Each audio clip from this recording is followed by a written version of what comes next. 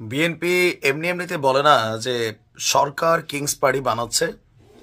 আর doctor ইউনূসের এক বক্তব্যতে এটা পরিষ্কারই হয়ে গেছে যে ছাত্রদের রাজনৈতিক দল গঠনের পেছনে ছাত্রদের পাশাপাশি ডক্টর ইউনূসের যে আকাঙ্ক্ষা সেটাও কিন্তু কম না। বিশেষ করে আজকে যখন আমাদের ছাত্র উপদেষ্টা নাহিদ ইসলাম পদত্যাগ করলেন, এরপর পরই নাহিদ ইসলামকে নিয়ে একটা বক্তব্য দিয়ে বসলেন প্রধান উপদেষ্টার প্রেস সচিব শফিকুল আলম।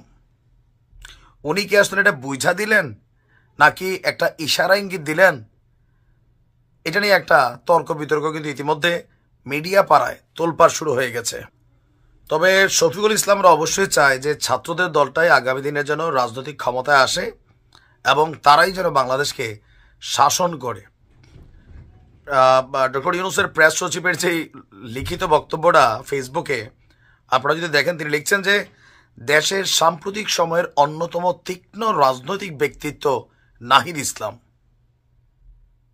আবার বলছি, দেশের সাম্প্রতিক সময়ের অন্যতম তীক্ষ্ণ রাজনৈতিক ব্যক্তিত্ব নাহিদ ইসলাম। আচ্ছা, এরপর লিখছেন তার বয়স ২৬ আর তিনি ইতিমধ্যে নৃশংস স্বৈরশাসকের বিরুদ্ধে একটি বড় বিদ্রোহের নেতৃত্ব দিয়েছেন।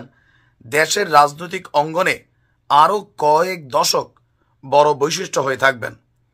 সর্বশেষ লিখেছেন যে আর আল্লাহ জানে একদিন সে দেশের প্রধানমন্ত্রী হতে পারেন। এখন এই কথাটা সাধারণ একজন মানুষ বলা, কোনো জনগণ বলা এক বিষয়, প্রধান উপদেষ্টা মানে বর্তমান প্রধানমন্ত্রী আমরা যাকে বিবেচনা করি, ওনার প্রেস সচিব যখন বলে যে নাহিদ ইসলামী আগামী দিনের প্রধানমন্ত্রী হতে পারেন, দেন অবশ্যই পলিটিক্যাল অঙ্গনে একটা কোয়েশ্চেন মার্ক তো তৈরি হচ্ছেই যে ঘটনা কি ভাই।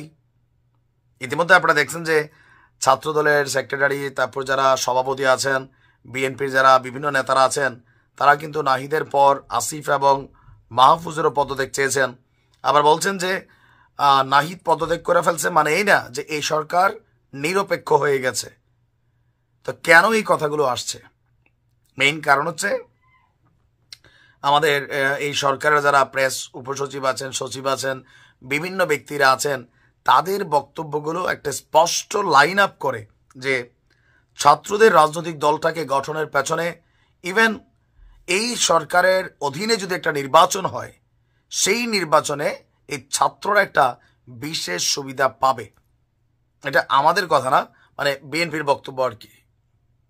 আর তার উপর ডক্টর ইউনূসের যে বক্তব্যগুলো, এই ছাত্র রাজনৈতিক দলকে নিয়ে আগামী দিনে তরুণরাই ক্ষমতায় যাওয়া উচিত, তাদের হাতেই এই বিপ্লবের ফসল দেওয়া উচিত। আবার উপদেষ্টা রিজওয়ানা তিনিও বলছিলেন যে ছাত্ররাই পারবে দেশকে সবচেয়ে বেশি ভালো লিড করতে। তো এই কথাগুলোর পিছনে একটা কারণ আছে। কারণ কি, দেখেন যে তারা কিন্তু একটা টিম হিসাবেই সরকারে ছিল। ইভেন যদি ছাত্রদের রাজনৈতিক দলটা আগামী দিনে ক্ষমতায় আসে, এই মানুষগুলা সৈয়দ রিজওয়ানা বলেন বা এই শফিকুল ইসলাম বলেন, তারা একটা ভালো পদ পদবি পজিশন কিন্তু হোল্ড করে ফেলবে।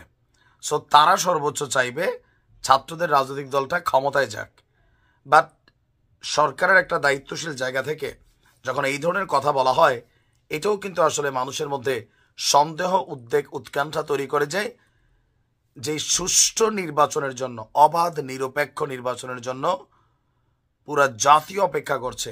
সেই নির্বাচনটাও কি আসলে কোনো রকম সরকারি পৃষ্ঠপোষকতায় কোনো দলকে বিশেষ সুবিধা দেওয়া হবে, নাকি আদৌ একটা নিরপেক্ষ নির্বাচন হবে? আপনার কি মনে হয়? কমেন্টে লিখুন।